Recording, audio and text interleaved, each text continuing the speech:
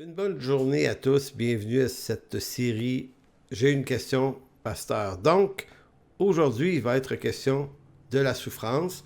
Donc, j'ai regroupé ensemble plusieurs petites questions que je reçois et plutôt que d'y répondre à la pièce, j'ai choisi de faire une thématique sur la souffrance aujourd'hui. Donc, la question qu'on va se poser, c'est comment on atteint, comment on accueille la souffrance des gens dans nos églises.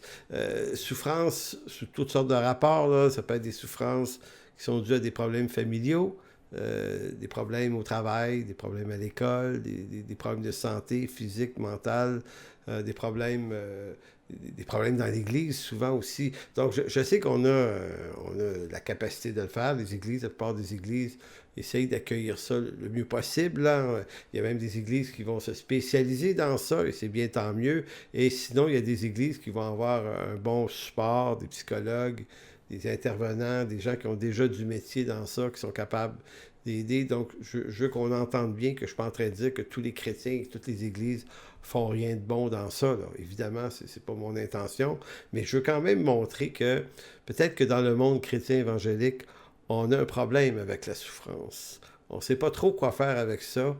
On se donne une théologie de victoire, hein, de victoire par la foi. C'est comme si la foi devrait surmonter tous les échecs, les problèmes de la vie. Donc, on regarde avec un peu de haut les gens qui souffrent et qui ne semblent pas y arriver si facilement. Donc, se pourrait-il que nos milieux chrétiens évangéliques souffrent d'une grande souffrance eux-mêmes, qui relèverait de leur refus d'accueillir la souffrance des membres de leur communauté? Se pourrait-il? Moi, je crois que oui. Je crois que une Église qui ne se donne pas la peine de prendre le temps d'accueillir la souffrance, de s'en occuper, non pas de la régler, parce que souvent les problèmes que les gens ont, on ne peut pas toujours les régler. Des fois on peut, mais des fois on ne peut pas. Mais c'est pas parce qu'on ne peut pas régler les problèmes qu'on ne peut pas accompagner les gens. Et souvent, ben, ça demande du temps. Donc, dès qu'il est question de souffrance, de blessures, de troubles, de l'âme dans une église, et qu'on traite ça dans une prédication du dimanche, ben, dans bien des cas, ça va être en vue de l'évacuer au nom d'une maturité spirituelle qui relèverait de la victoire de la foi en Jésus à la croix. Donc, c'est une façon de dire aux gens qui souffrent par le pupitre, bien, peut-être que tu souffres, mais tu n'as pas raison de souffrir parce que Jésus est vivant, il est victorieux, tu as la victoire en lui. Donc, ça peut paraître une réponse publique et riche, mais en réalité, c'est une forme de fuite de la part de celui qui prêche. Puisque j'aime pas ta souffrance, puis je sais pas quoi faire avec, je vais te dire que c'est toi qui es l'immature, qui est un immature d'être coincé avec ça. Donc, c'est pour ça que dans bien des églises, là, exprimer sa souffrance un peu, vouloir en parler, vouloir avoir de l'aide, euh, c'est une façon de se faire regarder comme quelqu'un qui n'a pas la pleine victoire sur des situations difficiles. C'est presque d'être vu comme quelqu'un qui est spirituellement un peu attardé. Tu n'es pas rendu, toi, dans les victorieux là, ici. Et ça cause énormément de dommages. Bon, évidemment, je fais un bémol. Quand je parle de personnes qui souffrent, je parle de personnes qui souffrent vraiment. Je ne parle pas de personnes qui sont manipulateurs et toxiques. Évidemment, on ne parle pas de ça ici. On ne parle pas de gens qui s'amusent à utiliser l'arme de la victimisation pour attirer énormément d'attention sur eux. Bon, ça, c'est un autre genre de problème. Non, on parle ici de gens dont on reconnaît la réalité des événements qui les amènent dans la souffrance. Donc, on sait que c'est souffrant. Donc, la grande question, est-ce qu'on veut ou on veut pas? Et notamment quand c'est assez sensible que la situation se passe à cause d'une situation dans l'Église. Là, on devient encore plus sensible à vouloir éviter ça parce qu'on se dit, oui, mais là, je vais être obligé de traiter quelque chose, peut-être de prendre position, d'ouvrir quelque chose dans l'Église. Peut-être qu'il y a des gens qui n'aimeront pas ça, l'Église, les pasteurs, on ne sait pas quoi, les anciens. Donc, c'est très complexe, cette question-là. Disons que généralement, on utilise, on s'est inventé des slogans bibliques pour traiter la souffrance. Donc, que dites-vous à une personne qui traverse des moments de douleur, de rejet, de trahison, d'injustice, de tromperie, d'isolement et de toute autre forme de souffrance? Ben, si vous êtes un chrétien évangélique, il y a de fortes chances que, consciemment ou inconsciemment, on vous a formaté à répéter toujours les mêmes phrases clichés en vogue. C'est assez étonnant. Et là, je dis ça en me plaçant dans le problème parce que je me reconnais dans toutes ces phrases-là, ici, là, malheureusement. Et c'est des phrases que je n'utilise plus aujourd'hui parce que, bien qu'elles ont en apparence une valeur biblique, elles sont souvent une forme d'esquive par celui qui les prononce. Donc, à quelqu'un qui souffre, on va lui sortir le fameux verset de Romains 8, 28, « Toute chose concourt au bien de ceux qui aiment Dieu. » Tu sais. On va dire, ben oui, ça va concourir à ton bien. Oublie ce qui est en arrière et va de l'avant. Vous la connaissez, celle-là. Pardonne et passe à autre chose. Ou ne laisse pas ton passé définir ton futur. Ça, je vois ça souvent. Facebook est populaire, celle-là. D'autres vont dire, oui, mais tu vas t'en sortir plus fort. D'autres, c'est, oui, mais Dieu est souverain, ou bien le Seigneur va se glorifier dans ça.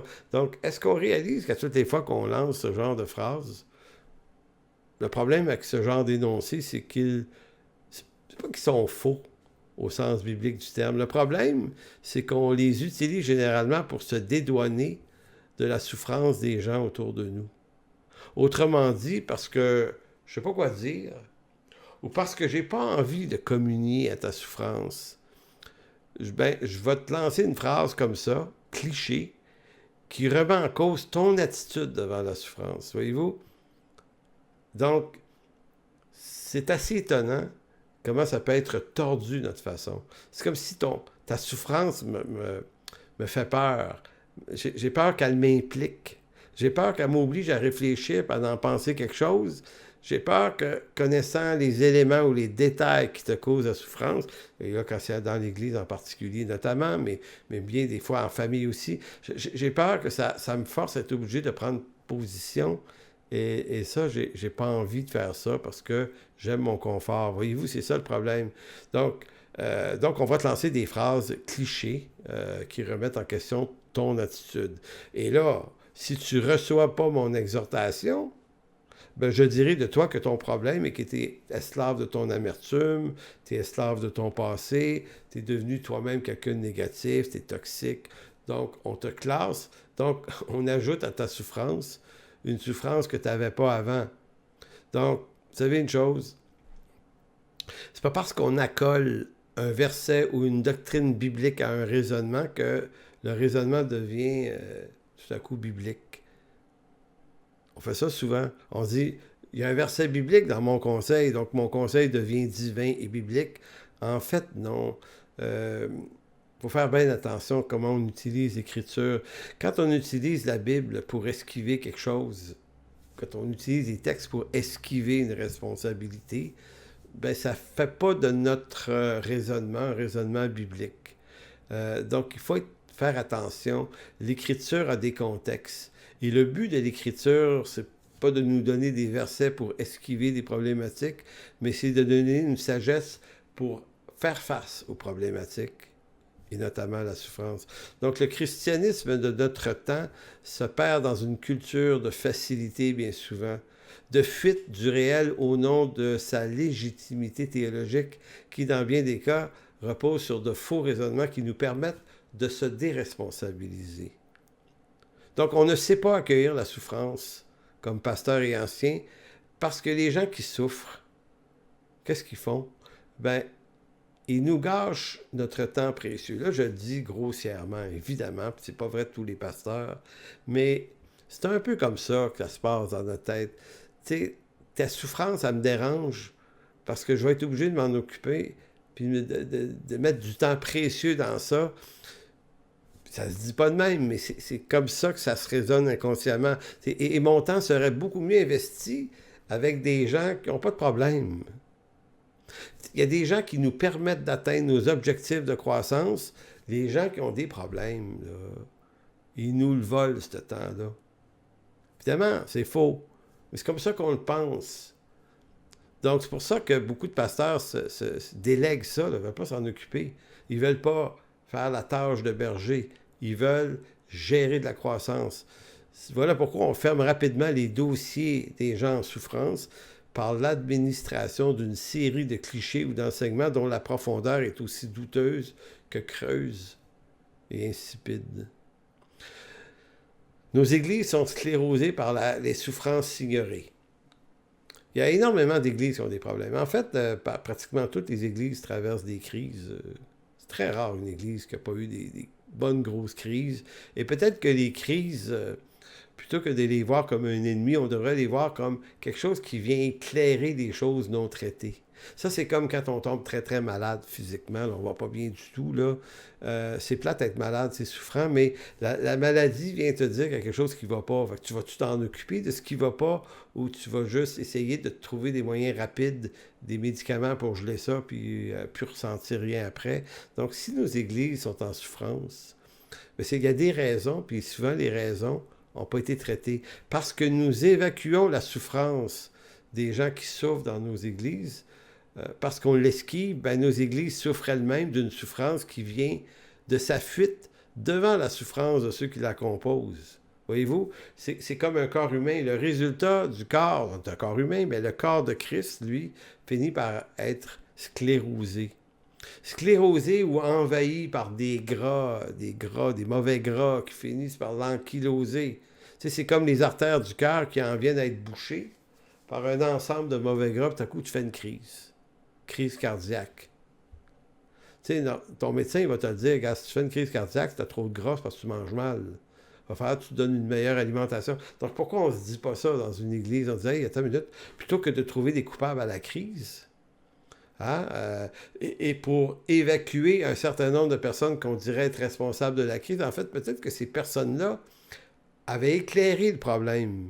Mais on va se débarrasser de ce qui est clair pour pouvoir rester dans une certaine noirceur, pour se dire, ben, tu vois, ça va bien dans notre église. C'était pas l'église, c'était des gens.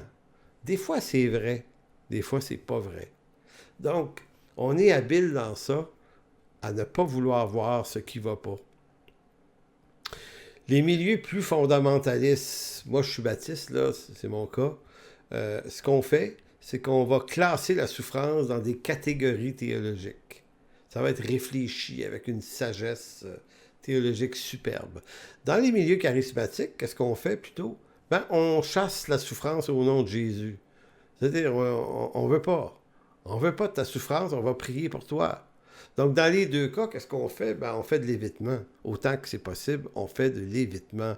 On ne veut pas entendre la souffrance, on ne veut pas entendre la cause de la souffrance, parce que ça nous dérange. Parce que dans certains cas, ça nous forcerait à prendre position peut-être. Ça pourrait déranger notre confort fraternel. Ça pourrait nous enlever des heures. Ça pourrait nous obliger à s'impliquer avec toi, à mettre du temps à te parler, donc pour pouvoir écouter des affaires à la TV. Bref, c'est là tout le problème de la souffrance et de notre esquive. Avec le temps, une Église qui ne prend pas soin d'elle-même et de la souffrance de ses membres, qu'est-ce qui va arriver? Bien, avec le temps, la communion fraternelle est affectée. Beaucoup de gens ne vont plus à l'Église pour le plaisir. C'est pas qu'ils ne vont plus à l'Église, mais ils n'ont plus de plaisir à y aller. Ils ont plus le plaisir, le désir de voir les frères et sœurs. Donc, pourquoi ils vont encore à l'Église? Bien, par obligation, par habitude, par devoir. Mais en réalité, le corps n'y est plus. Le cœur n'y est plus. La confiance non plus. On se sent seul, on se sent ignoré, abandonné de ceux qui auraient dû souffrir avec ceux qui souffrent. Pour paraphraser l'affirmation de Paul, je pense que c'est dans 1 Corinthiens 12, souffrir avec ceux qui souffrent, évidemment. Puis je tiens à préciser que je ne fais pas cette capsule-là en vue que des gens s'en servent pour se victimiser non plus.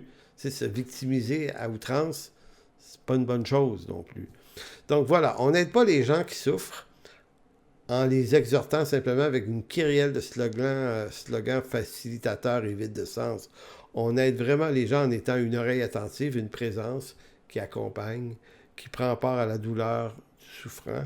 Donc, écouter la souffrance, accueillir la souffrance, ça coûte. Ça coûte. Et la Bible appelle ça compassion. Le mot compassion revient souvent. Et ce que ça veut dire souffrir avec. Je ne vous ferai pas tourner là, mais dans Luc chapitre 7, là, je pense autour des versets 11, 12, 13, 14, dans ce coin-là, vous avez cette femme qui était prise d'une perte de sang, qui avait touché le vêtement de Jésus, et le Seigneur s'est arrêté. Puis il est écrit qu'il a été ému de compassion. Ému de quoi? De compassion, de souffrance avec elle. Pensez-y un peu. Le Seigneur avait une mission, apparemment, selon moi, je dirais, beaucoup plus importante. C'est sauver le monde, là. C'est d'être l'agneau de Dieu qui enlève le péché du monde. Il n'y a pas de mission et d'appel plus important que ça. Et pourtant, il s'arrête. Il s'arrête sur la route, prend le temps de manifester de la compassion à cette femme-là. Il s'en occupe vraiment. Dans Jean 4, vous avez cette femme qui a eu 5 maris, qui a échoué 5 fois. C'est même pas tout à fait une juive, hein, c'est une samaritaine. Et encore ici, on est devant un défi intéressant. Parce que là, on pourrait dire, oui, mais toi, tu as échoué 5 fois, c'est toi qui as un problème, c'est de ta faute, donc on ne t'aidera pas. Mais Jésus, non, il discute avec cette femme-là, il écoute, il lui parle, il prend le temps, puis il passe 2 jours avec elle dans son village. C'est ça le Seigneur. C'est ça qui devrait nous inspirer. C'est les gens. Maintenant, Jésus et les apôtres s'en allaient quelque part cette journée-là. Il y avait un projet. Mais le projet s'est tassé du chemin. Et c'est cette personne-là, cette femme-là qui a pris la place. Et c'est une bénédiction. Puis des fois, je me demande où est-ce qu'on est rendu, nous, dans nos projets d'Église. On a des projets à long terme, à moyen terme. On veut réussir tout ça. Puis finalement, les souffrants, eux autres, c'est des bouffetants. Donc, c'est ça le problème. Il y a aussi ceux qui, dans certains milieux chrétiens, vont faire des clips, un peu comme je fais, là, en fin de compte, sur la souffrance, mais en vue de présenter les 3 ou les 4 clés pour régler la souffrance. Voyez-vous, c'est encore une façon d'esquiver la souffrance. C'est une manière d'esquiver l'accompagnement auprès de ceux qui souffrent. On leur dit, on va te donner une recette, 2, 3, 4, 5 étapes. Fais ça, fais ça, fais ça, fais ça. Puis tu vas avoir la victoire au bout de l'affaire. En d'autres mots, également, on va prier pour toi. En passant, il faut prier pour les gens qui souffrent. Mais quelquefois, la prière, c'est un débarras aussi. Je prie pour toi au nom de Jésus. Je fais ça vite. Façon pour moi d'esquiver ta souffrance. Donc, je ne t'accompagnerai pas, je vais juste prier pour toi. Et donc, on est séduit, on est charmé par ces solutions apparemment bibliques, parce que c'est de la prière, c'est au nom de Jésus, c'est un texte ou 2 ou 3 de l'Écriture, puis on se dit, ça devrait faire la job. On se berce d'illusions que parce qu'on cite l'Écriture et on prie, ça devient magique et ça marche. Et généralement, ça ne marche pas. Donc, il faut revenir à une compréhension de la souffrance à partir de l'Écriture et arrêter de penser que la souffrance est un ennemi. En fait, oui, elle est un ennemi, mais elle est un ennemi inévitable. Toute l'Écriture est bâtie autour du fait qu'il y a de la souffrance. Job, et on va donner quelques exemples. Job est un livre où on voit un homme vivre la souffrance, puis on voit la réaction de sa femme, sa réaction à lui, la réaction de ses amis, souvent mauvaise d'ailleurs, la réaction de Dieu. Et donc, c'est un grand livre, c'est un gros livre dans l'Écriture, dans lequel, comme si Dieu disait, on va se parler de souffrance, on va creuser ça, les amis. Ouais, mais on n'est pas en train de construire des grandes choses pour l'avenir. Dieu disait, toi, là, tu n'as rien à construire. En réalité, il faudrait arrêter de vouloir construire des affaires, là. Dieu bâtit son Église. Nous, on doit habiter l'Église, on doit habiter sa souffrance plutôt. Mais on esquive ça. Donc, Job est un exemple extraordinaire. David également, le roi David, expose ses souffrances de long en large dans les psaumes et avec des détails des fois, avec sa colère, ses emportements, ses imprécations. Et Dieu a inspiré ça. Il dit, ouais, c'est bon ça, on va garder ça. Là, des fois, tu lis des psaumes de David, tu dis, hey, il me semble, Dieu, ça c'est pas de bon sens que tu puisses dire amen à ce que David est en train de dire là. Je ne sais pas. Mais ce que ça veut quand même nous montrer, c'est que Dieu n'a pas peur d'entendre parler de la souffrance. Vous savez, qui oserait dire un jour, lorsqu'on va être dans le ciel, de dire aux apôtres, notamment à Paul, « Hey Paul, là, ta souffrance, là, que tu parles dans 2 Corinthiens, 5 fois, 40 coups moins 1, puis en péril ici, puis en péril là, puis dans ses autres lettres aussi, Paul parle de persécution, puis de troubles qu'il a vécu, puis toutes sortes de persécutions qu'il a eues de la part des faux frères. On pourrait dire, Paul, tu sais, t'aurais peut-être dû passer à d'autres choses, là. Hein? T'aurais peut-être dû pardonner puis continuer. Puis Alexandre le forgeron, là, que t'aimais pas, là, parce qu'il t'a fait des problèmes, hein? T'avais-tu besoin de nommer son nom? Voyez-vous, on a cette facilité à penser que c'est pas bon de le dire. On pourrait également, là, c'est un peu exagéré ce que je vais dire là, mais arriver au ciel, qui oserait dire à Jésus, « Hey Jésus, ça va faire, là, ta souffrance à la croix. Arrête de t'apitoyer sur ton sort. T'es quand même ressuscité. Hein? Maintenant, t'es glorifié. Passe à autre chose. » En réalité, non. Les souffrances de Christ sont une réalité éternelle. Quiconque méprise les souffrances de Christ va être éternellement méprisé par un jugement divin éternel. Les souffrances de Christ, là, c'est la prunelle de l'œil du Père. Donc la souffrance, ça a une valeur, c'est pas inutile, c'est d'une grande, grande, grande valeur. Donc la Bible, d'ailleurs, si vous connaissez bien votre Bible, vous savez que Genèse étant le premier livre, le premier sujet, le premier récit dans la Genèse, c'est le récit de la création. Mais le deuxième sujet, c'est la souffrance, c'est la chute. Mais la chute amène dans Genèse 3, verset 16, Dieu va dire à la femme, « J'augmenterai les souffrances de tes grossesses. » Donc, il y a des conséquences qui sont apportées par un jugement de Dieu. Et ça nous dit expressément dans les versets 16 et 17 que l'homme et la femme vont souffrir. Dieu va dire à l'homme, c'est force de peine, c'est à force de peine que tu en tireras la nourriture tous les jours de ta vie en parlant de la terre qu'il va devoir jardiner parce que le sol est maudit. Donc ça commence par la souffrance. Et le fin mot de l'histoire en Apocalypse 21, 3 et 4, c'est intéressant. Ça commence dans la souffrance, ça se termine dans la souffrance. Apocalypse 21, 3 et 4 dit « Et j'entendis du trône une voix forte qui disait « Voici le tabernacle de Dieu avec les hommes, il habitera avec eux, ils seront son peuple, et Dieu lui-même sera avec eux. Il essuiera toute larme de leurs yeux, et la mort ne sera plus. Il n'y aura plus ni deuil, ni cri, ni douleur, car les premières choses auront disparu. » Donc, effectivement, notre passé, ce serait intéressant que notre passé ne gâche pas notre futur, c'est vrai. Mais le problème, c'est que le passé, ça ne s'efface pas. Ça reste.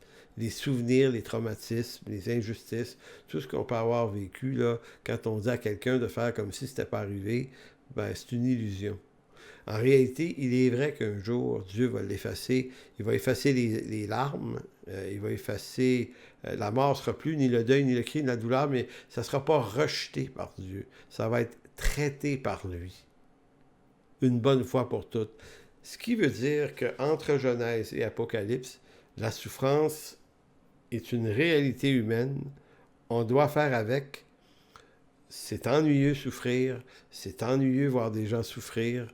Mais s'ils sont là près de nous, ben peut-être qu'ils ont besoin de nous. Donc dans la Bible, la souffrance n'est pas une anomalie, mais une réalité existentielle sans solution précise, sinon la rédemption finale au retour de Christ.